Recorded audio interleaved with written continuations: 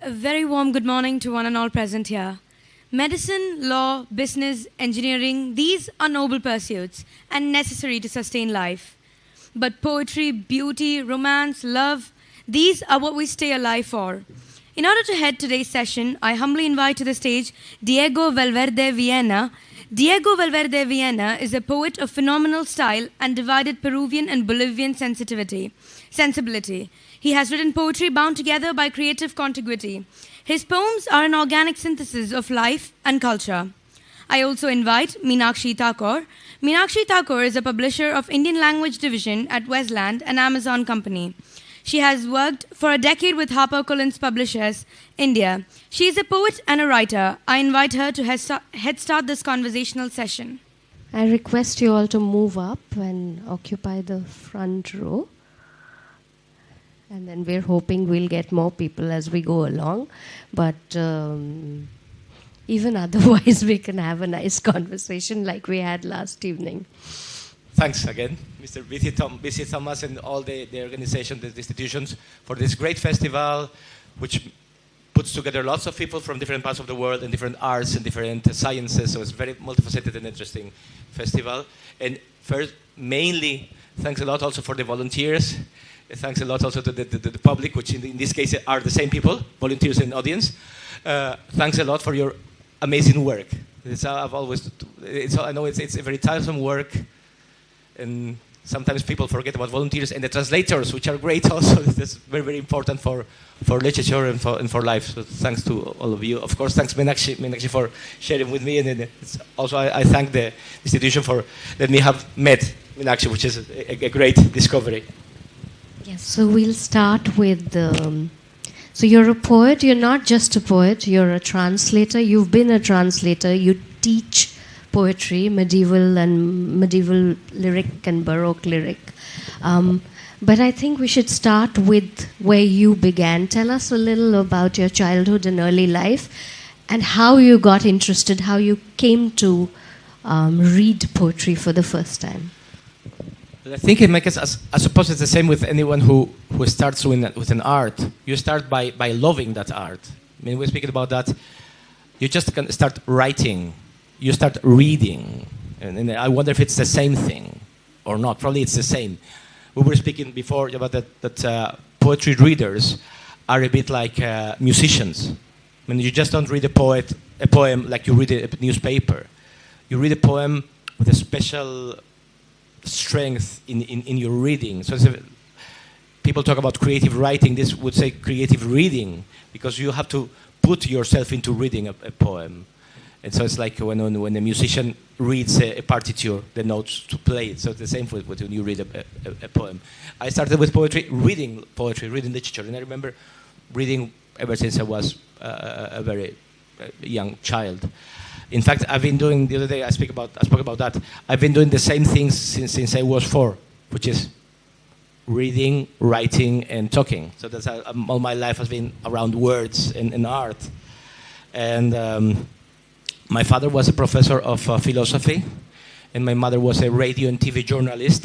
My father was from Spain, my mother from Bolivia, and they met in Peru. My mother was working at the radio and TV stations, and my father was working at the university. Then they met there, they married there, and then I came in Peru. So I'm always divided in my let's say what my relatives are in the biggest sense of the word. I always miss people, because some part of my family is in one country or in one continent, and some part of my country is in another continent. So I'm always like traveling from one place to another. And in our case, it's the same culture, as we speak the same language, Spanish, and also that we all read the same poets, because in the Spanish community, let's say, poets in Spain read easily and also follow what they are doing. The poets in Mexico follow what they are doing in Peru. In Peru, what they do in Argentina, because we'll speak with some differences, the same thing. So we are just seeing what's going on in Colombia and Venezuela, because it's the same cultural thing. And then I had a chance to travel a lot, because we went to Spain.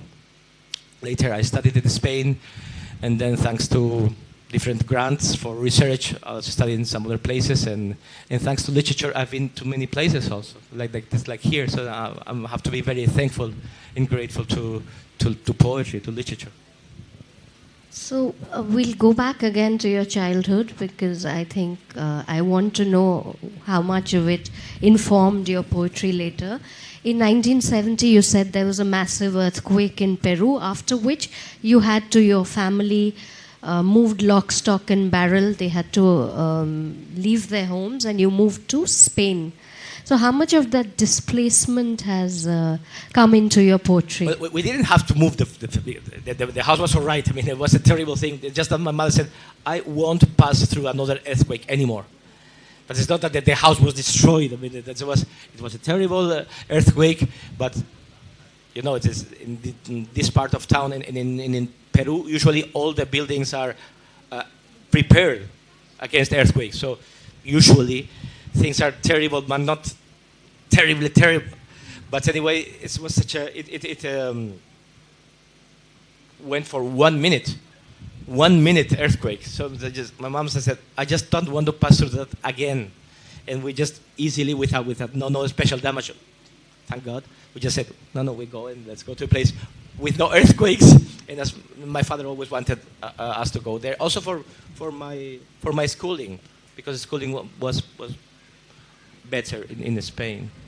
So there's not such a disgrace, thank God. So it just was let's go somewhere else. You told me last evening about John Donne, that he was one of the major influences in your life before you started writing yourself. Speak to us about John Donne and why you think he was totally forgotten after T.S. Eliot entered the scene. Well, welcome to the newcomers. Thanks for coming. Could you please move up? Please come forward and occupy the chairs in the second and the third row. Please move up. Thanks for coming here instead of playing in such a beautiful Saturday morning. Thanks a lot. We were talking about John Donne. John Donne, I have read some John Donne first notice through Jorge Luis Borges, the writer from Argentina who loved John Donne. But then I studied John Donne when I was in my fourth year or so in English literature.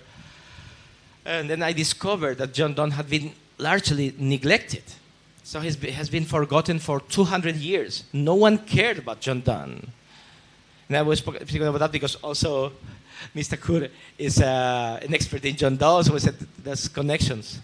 And by the way, sometimes some authors make a connection. So if you both like the same author, say, oh, we like that, and that's a link, then you start talking about the good things in life. Some art, some food, whatever. So John Donne is a very interesting thing, and we may think about, I don't know if you're probably in the future going to write, but I think it's very interesting to think about what is literary success, if there's something like success. Like in many things in life, literary success is something in which you win the battle against yourself. I mean, when you do the right thing, you won the battle, that's all. You don't have to show anything to anyone, you don't have to get a lot of money. If you do the right thing, you won.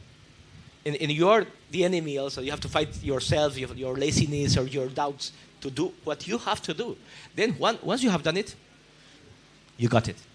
That you got it in your inside, you got it to God, whatever you want to call it. You got the real thing. The rest, the fame, that's nothing.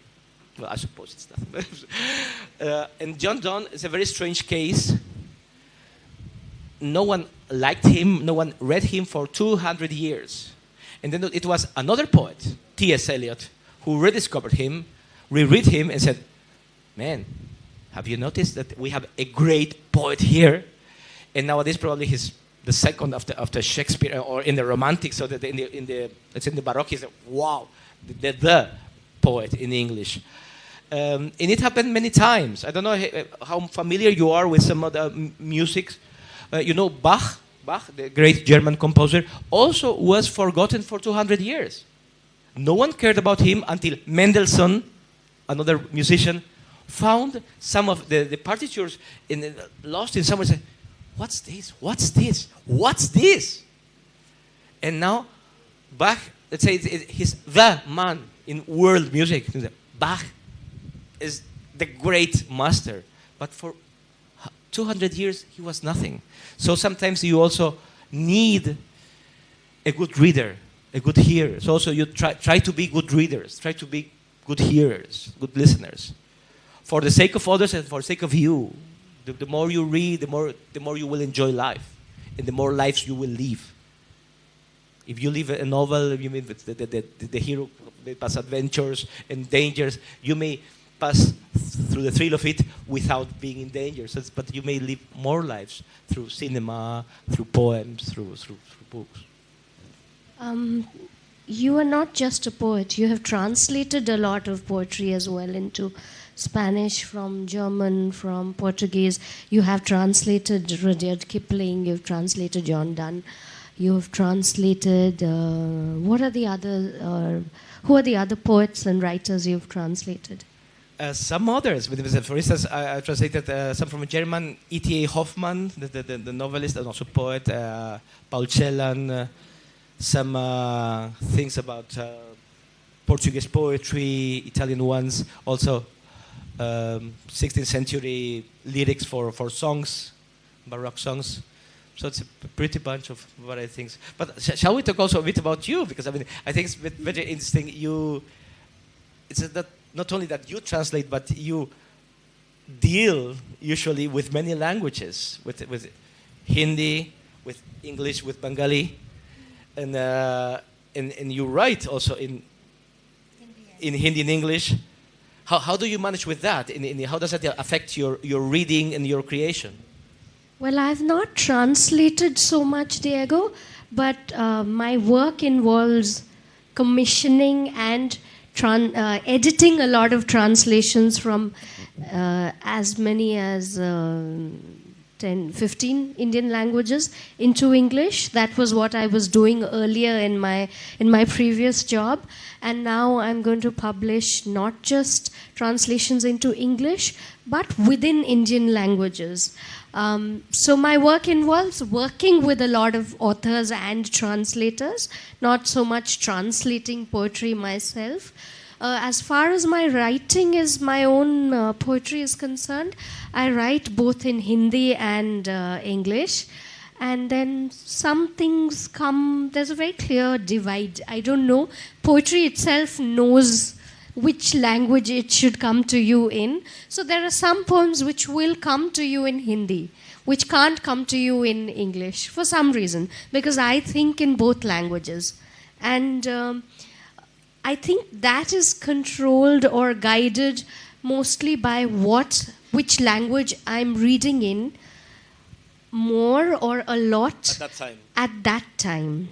It's not to say that it is inspired by what I'm reading or I'm distilling what I'm reading, but the language makes you think in the language that you're using at a certain point in time makes you think more in those languages. And being a bilingual or trilingual person helps in that case. That's what I would say. But there's something interesting that I saw in your poems, I saw that you have some poems written in Hindi but translated into English, but you didn't translate them. When there's someone, you can speak and write in both, but when there's a translation to Hindi, there's someone else, not yourself. Tell us about it, because that's very interesting. Sometimes the poets write both versions, but not in your case. When someone else is translating how come that? Well, I could translate from Hindi to English and back. I think I could, because I know the poems and I know the tone, tenor, and the mood of those poems and subjects. But it just, I would avoid doing that very consciously.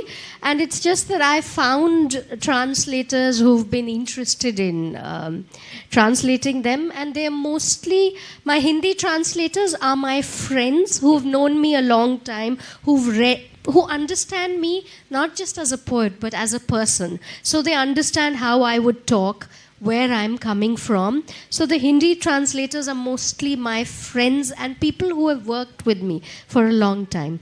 So that's the case in Hindi. But in other languages, there are people who edit magazines who come to me, who are interested in me. Those translations, which brings me to the other conversation about whether we want to risk being translated. Because There are translations in Oriya, that's the language they speak in Orissa, the state Orissa. There are translations in Assamese. These are languages I don't know at all. But there are people who are interested in translating, so the thing that I wanted to ask you afterwards, that should we risk being translated into languages that we don't know anything about? Does that scare you? It scares me a little, but beyond a point, I think better to be translated than not to be translated at all. There will be a lot of loss in translation, but then how else would we read the great poets we've read from the Russian, from the Spanish, from the Japanese? What do you think? Well, I think that sometimes it's the only chance. I mean, unluckily, I can't read Russian. I would love to read Russian, and hopefully I would learn it sometime, but till then, I have to read Chekhov in a translation in Spanish, English, French, or whatever. And if not, I just can't read them.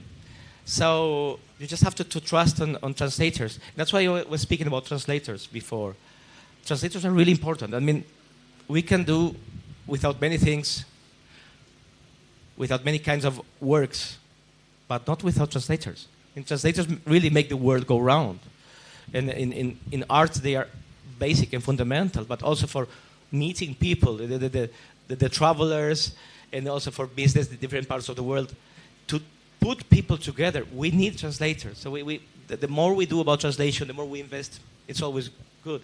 And we have to trust them sometimes. I mean, if I read the translation into French, I may see, yes, that's what I wanted to say, that sounds good. But when I had some translators, for instance, from my poetry into Arabic, or to Serbo-Croatian, to Bulgarian, I just don't know the language, so I have to trust them. And then I have a friend, does it sound good when they are from the... Is it understandable? Yes, great, thank you. But if not, I had no chance anyway. So, as you say, better that than nothing. And then there's sometimes even you may get a sparkle, we get something. And so you say, this sounds straight, but there's something inside. So that will make you try to read more about that author. And who knows, maybe even try to learn the language to read one straight. I mean, if you love a poet really very much, one time or another you're going to learn the language to be able to read it straight. The relationship or equation between an author and a translator is often stormy. It could be stormy and uneven and temperamental. What has your experience been with your translators, especially the Egyptian translator that you spoke to me about last evening? I had the luck of meeting an amazing translator. He died 2 years ago, very, very terribly too young, and he was a great translator. He knew many languages, but most of all, he knew Spanish, and he translated the greatest authors in the whole Spanish world, Borges and Bioy, many others. And we became friends. Just these things in life, because sometimes you're lucky and you meet great people, you meet wonderful people. And so he liked my poetry and started translating it. But in his case, I think it was like you and your translators. We were also friends. So he just prepared the translation and let's have a lunch together and then sit, poem, and say, I have this and this and these questions. Let's speak about it. And also I have done that also with some friends. I remember in Portugal, I translated a Portuguese poet. And he said, I was living in Madrid, and he said, come, if you don't mind, come to Porto, stay 2 days at my home. I'll cook here with my wife and children, and let's work with the book. I said, perfect. Bring all your questions, all your tiny or big questions, and let's work with them. And sometimes, not with Portuguese. Portuguese is a language is very, very, very near Spanish. Very, very, very near. But with Arabic, those languages are very different. And sometimes there were things that he said, this poem can't be translated, period. Sometimes it happens. Because poetry works with connotations. It's not a thing about is it rhymed or not. That's not that important. but sometimes you work with the not completely said, so you work with suggestions and connotations, the links within words, and those links are not the same in different languages. And sometimes they just don't work because they go different ways. For instance, I remember a poem about, not my poem, another poet who was making a connection, a great connection, was speaking about the human soul between a desert and a desert island. But in Arabic, there is nothing as desert island. That concept doesn't exist. And that was the key point in the whole poem. So, sorry, we can't translate that because we don't have that thing. And so, there's always a key, a strong point in any work of art. In a poet, this is when you are accustomed to, you say, yeah, this line is the one. And if you're a painter, I remember they made an experiment with a big picture. And there were people coming, like average people, and they were seeing all over the picture. Yes, you see the point, they have been seen everywhere. And then, let's say, now they brought 20 painters to see the same painting. And they all looked at the same place, like a line, because that was the stronghold of the work of art, the key. That brings us to one particular poem that was being translated into Arabic, where you describe a woman's lips with a plant. You compare a woman's lips to a plant that eats insects, and the problems the translator was facing while translating it. Yes, because in the Spanish we say a plant which eats insects. It's called a carnivore plant, and so I was making a connection with it as a flower which is like a mouth and is eating flesh because it is with another mouth. But that can be done in Arabic because they say insectivore plants, not carnivore plants. So he said, so we just can't make it. It was a poem, it's a one-line poem. I'm a very lazy poet, so I make the shorter the better. So sometimes it's a one-line poem. So I said, sorry, Diego, this is untranslatable into Arabic. Pity, let's keep it. Let's go to the next poem. That's all. So this poem is called Mouth. What does mouth translate into Malayalam? What is mouth in Malayalam?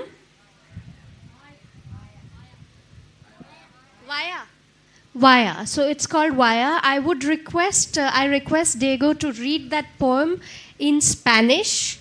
Then he will translate it into English. I tried translating it into Hindi, but it was impossible. So, because there is a word for carnivorous plant, but it just sounded so heavy, I decided not to translate it, because I thought the beauty of the line was getting lost. So will you read it in Spanish and then read it in English too? And what is a carnivorous plant in English? Insectivorous plant. I'm sure you people will know because I also studied about it in school. There's a plant that...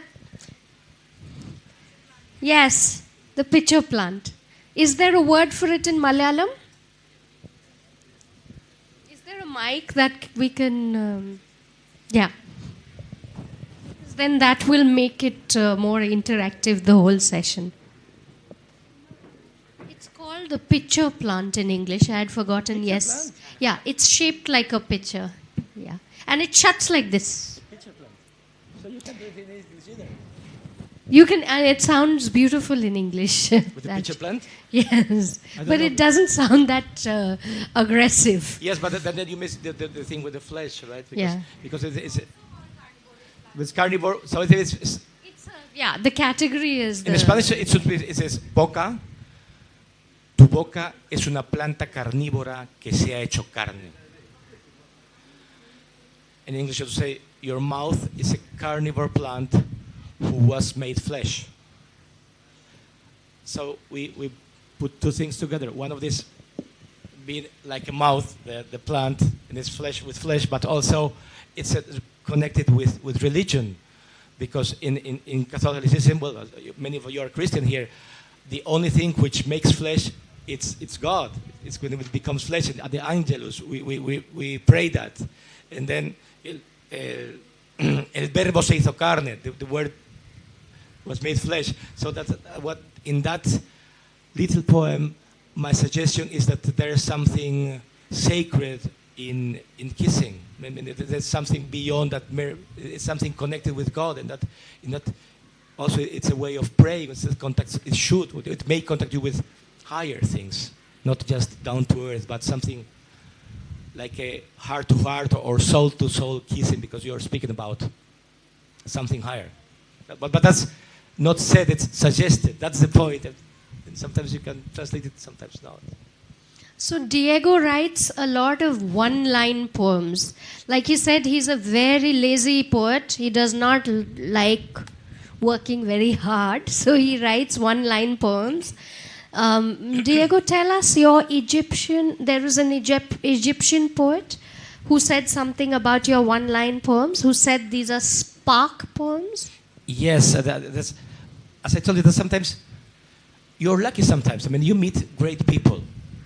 The more you travel, you meet, you may pray for, please let me know great people, God.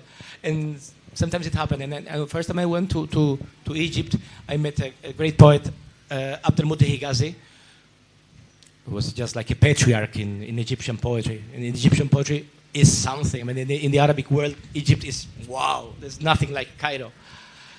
And he said that there was a name in Arabic, I forgot it, but this is like he baptized my poems like spark poems, like spark, because they said it's were like a big lion in a little cage. And there's something near that. My friend and great poet Mangalesh Dabral from Delhi, he said that my poems, he didn't know the other thing, but he got also the same poetical description, because they think poetically. He said your poems are like a big sea put into a little pitcher. So it's just completely poetical image. He said, Mangalesh, thanks a lot, but just your vision is amazing. It's very poetical. So he meant that you pack an ocean into a teacup. Pitcher, yeah. Into a teacup. Can we hear some of those poems, especially one that I tried translating into Hindi, yes. And it just lends itself to translation into, I think it'll lend itself to translation into a lot of Indian languages, because it matches our sensibility. And could you read it in Spanish? Of course. Then we'll read it in English. Then I would like someone to tell us what it would sound like in Malayalam, and then I'll tell you what it reads like in Hindi. All right. Let's do this activity. So it is just in Spanish, and you read it in English also? Or? Yes. So Diego will read one line in Spanish, then he will read the translation in English, and then I would like some of you to translate it into Malayalam. It's a very simple line.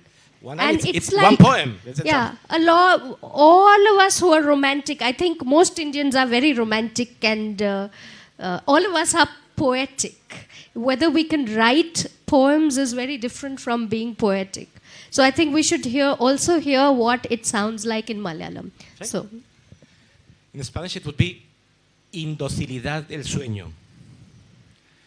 Quiero soñar con otras y apareces tú.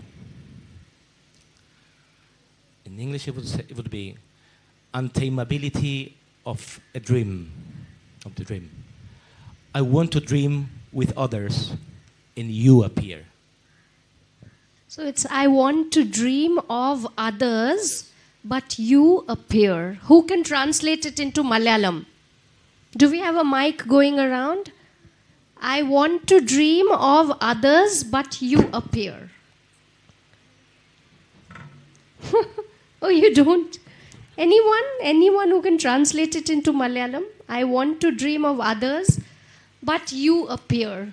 What a helpless person that is. Hello. Okay, we'll try as many times as you like. Is there a mic here? മറ്റൊരാളെ സ്വപ്നം കാണാൻ ഞാൻ ശ്രമിച്ചു, പക്ഷേ നീ എൻ്റെ മുന്നിലേക്ക് പ്രത്യക്ഷപ്പെട്ടു. Okay, it really sounds beautiful. Would you say the same? Anyone Different. else? Would you say the same? Anyone else who could translate it differently? Can we give the mic to the gentleman at the back?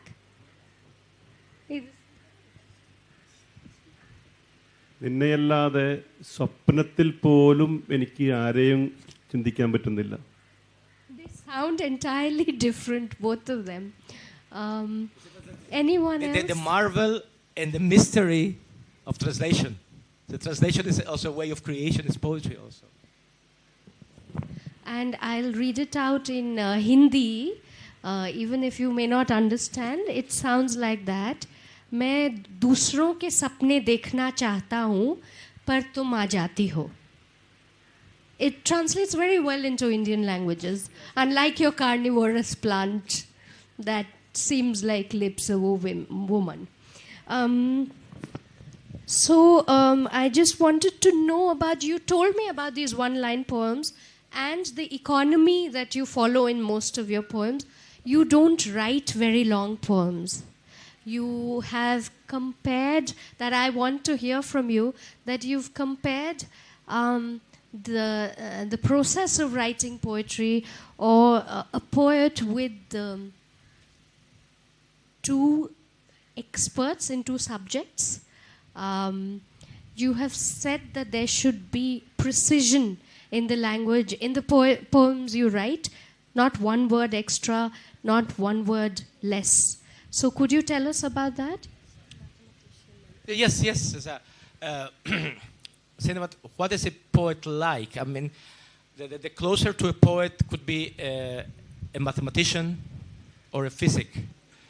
I'm in the country of great mathematicians, great experts in calculus and algebra. Even many people in India are natural mathematicians. Like we always know the famous Ramanujan, who was as good as the greatest English mathematicians of the time, and he had never studied anything. What he was a natural in discovering things straight from his brain of mathematics, high mathematics. And the thing is, I suppose when you work with formulae, there's an expression called elegant formula. It's like not every formula goes all right. I mean, you have to do it the shorter and the easier. And it's like, if you look for a formula of what anything in chemistry and physics, is it too long? All right, but that's not the proper thing. It has to be really the clearest and the shortest. And there should be nothing too much and nothing too little, as Meenakshi would say. So for me, that's the same with poetry. It has a lot to do with precision. Of course, you have to have passion and everything, and inspiration, but also precision.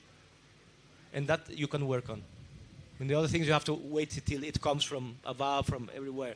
But then you can work not to destroy it. I mean, just when you find a great piece of diamond, then you have to carve it. So that's probably, for me, that it's more work carving it, taking what should be out and leaving the proper jewel. And so you have to be just work for, yes, precision. Too many words are usually not good. It's precision. And that brings us to, you are both poet and novelist. And we were speaking also yesterday, there are some writers which are poets and novelists. And the thing goes that way. I mean, poets can write novels, but novelists usually can't write poetry. Because there's the biggest strength of the word is in poetry.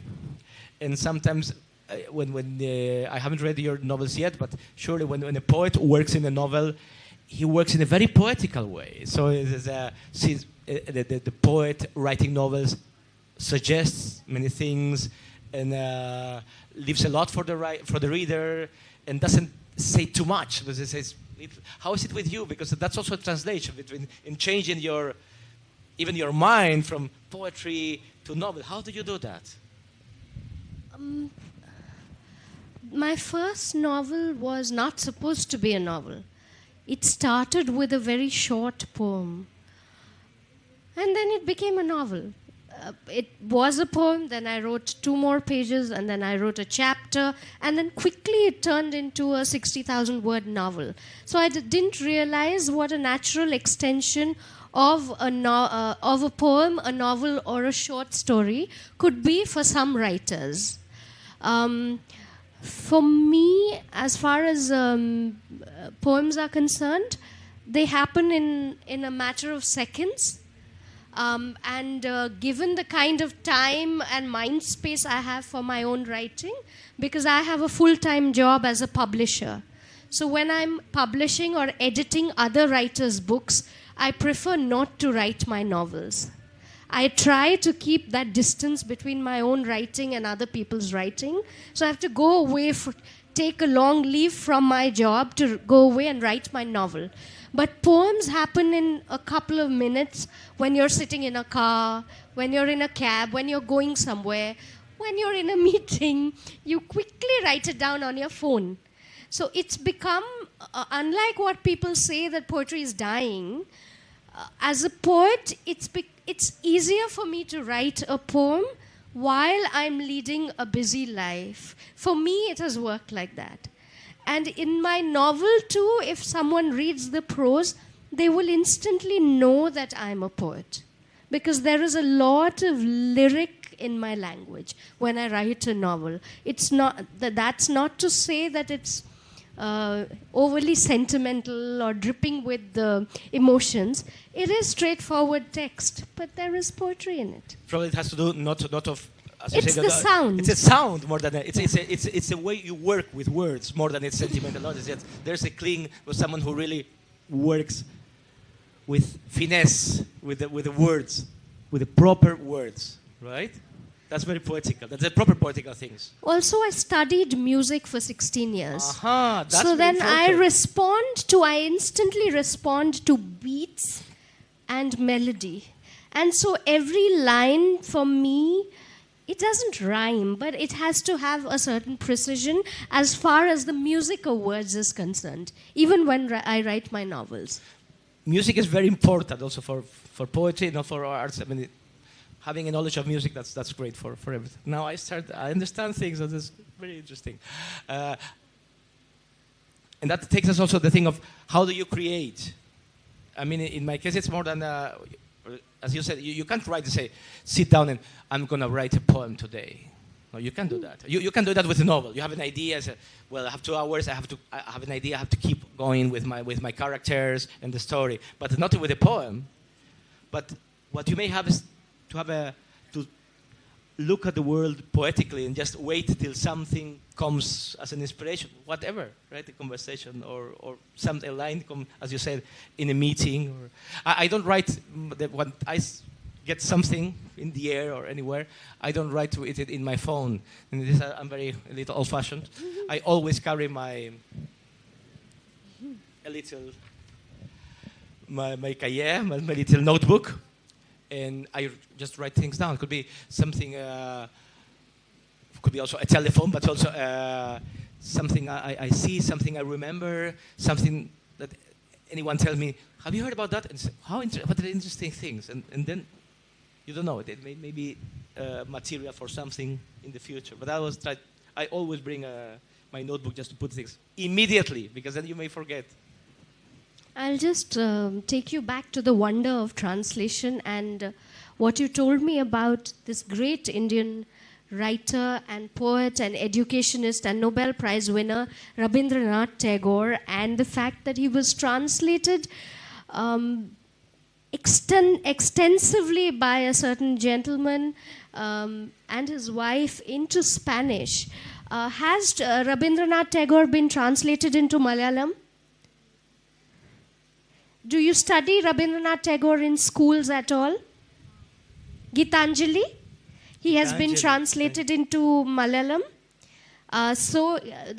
Diego is saying that Tagore has been translated almost all of Rabindranath Tagore's works has been translated into Spanish. Tell us about that. It's a great story because it speaks about also, once again, the lucky things in life and also the connection between Spain and India, which is bigger than it may look at the first sight. Tagore is more or less forgotten. It was a Nobel Prize for Literature. Forgotten. You barely find something of Tagore in France, or in Germany, or in Italy, or in the English-speaking world. Why? Because he didn't get a proper translator. Because that's very important. And we were lucky, both Tagore and us, with Spain and the Spanish-speaking countries. Because we also have one of our Nobel Prize in Literature, Juan Ramón Jiménez, Nobel Prize 1956. His wife was Zenobia Camprubí. She was a very, very cultivated woman. She spoke perfect English, but from travels and family, she also knew Bengali. And so she introduced the Tagore's poetry into the Juan Ramón Jiménez. Juan Ramón was amazed, and he was so delighted that he started translating the whole of Tagore. So everybody in Spain knows Tagore. We find his works, and that's all because he really got a proper translator, a poet. A great poet was translating another great poet. So it's very strange. For instance, no one knows about him in France, but in the Spanish-speaking countries, everybody knows Tagore. And this, Gitanjali, sure, of the postman and the king, or this, yes, Tagore, sure, Tagore. Just because one man who decided to translate, a great poet who was a great translator in that. Sometimes the work of one person can do great things for the world. Just also think about you. The work of one person, like of one of you, may open new worlds for many people. Do you know of any Malayalam poet who's been translated into Spanish? I don't think so. No, the case of Tagore, whether it's like, or so he was also Nobel Prize, but no.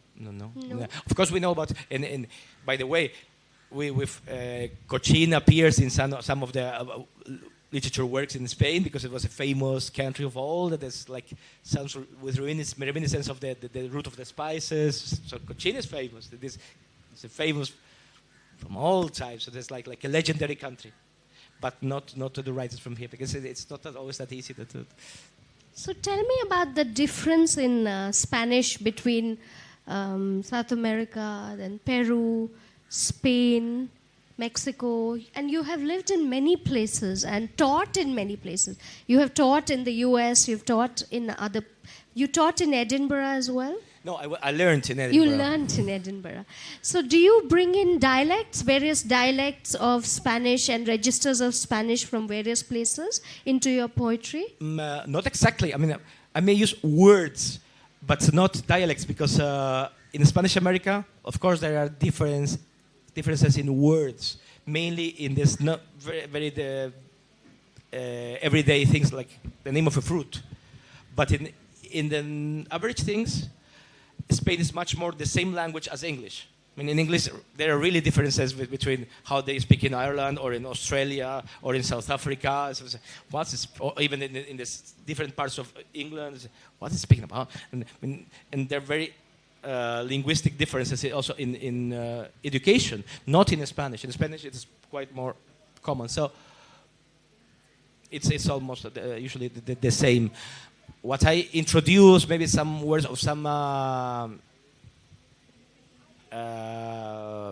experiences, but not as a linguistic thing. And that's the case in Spanish is much more united or common. And as we say, we also read each other, and it's very usual that, let's say, a writer from Colombia makes a reference to a writer of Mexico or of Spain because it's normal. We all know Octavio Paz, who was in India, as you know. He was delighted. Octavio Paz, or Nobel Prize from Mexico. He was ambassador in India in the 60s. It was a very good time in India. And he had many friends here. He was really impressed and amazed by the Indian culture. He writes about a couple of books, one about Hanuman, the grammatic ape. And he was amazed, and he helped us to brought also many things of the Indian culture to the Spanish world. In India, as a publisher and also as a reader of poetry, I think we're all a little worried about not having enough magazines that publish or encourage young poets, not having publishers who would publish enough poets, because it's difficult to sell poetry. It's not like, I believe it's not like people don't want to read poetry, but publishers find it difficult to sell poetry. Even money-wise. You don't get enough money, so it doesn't bring you enough business. And so the big publisher are discouraging, knowingly, unknowingly, they're discouraging young poets from publishing. What is the scene like in Spain? Do you have enough young and upcoming poets? I think we have too many. And this is usually every year is about 2,000 new books of poetry only in Spain. I think it's too many. But the thing is, now we have these new technologies make these things easier. I mean, formerly you had to get some money, you have to at least to publish, to print, let's say 1,000. Now that's not necessary. You may print 100. You have this thing and 100 or 50. So it's not such a great investment on the side of the publisher. I don't know how do you do it in your publishing house, but that has made things really easier. And you don't really have to pay for the printing, and you don't have to have all the books in your place, just in the store. No, you just, let's say for instance, Mom, I'm gonna have a tour of readings. All right, we'll publish 50 or 100, and the poet will be reading and then selling at the end of the lecture, for instance. That's much easier now. How do you play it? Because also you work on both sides, which is also, you have to look also at the practical thing, and you all the time are reading and seeing how things are going on. It's very difficult to create a balance between what I would like to publish as an editor and reader and what your audience outside, the buyer, wants to read and buy. So there is always that disconnect which will stay there. And as a business, a publishing house has to maintain that balance. And so we have always tried to publish 5, and it's a tussle between the sales department and the editors. So we decided to publish, until last year we were publishing 5 promising poets. 2 of them would be celebrity poets. Every year. Every year. 2 of them would be celebrity poets, and 3 of them would be young and upcoming poets. But we found those 1,500 readers who would go looking for those books and would buy them no matter what the price. That's great. I mean, probably the greatest expectations and the greatest hopes are not such big publishing houses, but short or tiny or middle ones, which have a real style, because a publisher is also a writer in the way it has a style. And if you have a style, you got a reader who says, I trust the taste of this publishing house. But not if you say, I'll give you 200 per year, no, I'll give you 5. 5 I may buy. And 5 means you made the choice, and I trust your choice. So I think for me, in a way, it's much better to publish 5 than to publish 200. So it says, well, they publish everyone, but 5, surely you have thought very much about that. So it's a very sure bet. I mean, as a reader, I would say, if they choose 5 per year, sure, those 5 are good. And sometimes you don't need more than, let's say, selling surely 500, 1,000. If you sell that, but at least you don't lose. There's something, and there's your prestige also goes on. That's true, and there are a couple of small independent publishers who have been doing a very good job of this. And like you said, they produce beautifully designed books which do not reach a very wide audience, but they somehow make a point of, they reach the people who are, there are people who will find those books. My only, what should I say? I just want them to reach a wider audience, and I've not been able to address that. So I think, but the one good thing that has happened is Facebook and blogs and Twitter and the rest, where people like youngsters and senior poets can publish and get instant reaction. Exactly. They get instant response, so they know that this is working and this is not. They may not be, and people who understand poetry will react. And a lot of my friends and colleagues do not understand poetry, so they will stay away from it. They will not react. And then yet you will find those 100 people today within an hour when you, whatever response you will get within that half hour, because the next post takes over. And the next post could be about, did you buy this sari? Did you buy this film? Or what? Did you watch this movie? But in that half an hour where that post is the only post showing up on other people's walls from you, you will get those 100 people responding. So that, I think, should be used more by our young poets for their poetry to get reaction. In Hindi newspapers, I can say for sure that you get instant response. And you get response from the smallest of towns in India, where they will write you letters properly critiquing and reviewing that one small poem that came out in a newspaper. And sometimes, I don't know how do you think about it, but I think that many times the big publishers or big enterprises don't trust people. And they say, people don't like poetry. Or maybe they do. I know that in some countries, they have like the poem of the week or the day. In the journal, they put one poem. Tiny one, but put one. So some people may read it, and some people just get used to it and they're fond of it. Thanks for coming. So I think that's a good bet. That's why that is poem of the week or poem of the day, short one. He even saw that once on the Italian television. Said, now that's the poem of the day. Well, in Spain, no one would do that. But I think it's a good idea. And there's always someone who would love and wait to say, I'm waiting for the poem of the day. So maybe when we trust on the intelligence of the readers, I think that we should do more about that. We were talking yesterday about readers and how when a poem goes out of your pen, out of your house to the reader, what happens? What do you expect to happen when your poem goes out into the public? I hope it would do something as some other poems written from other people have done to me, which is give me a bit of joy, a bit of happiness, a bit of beauty.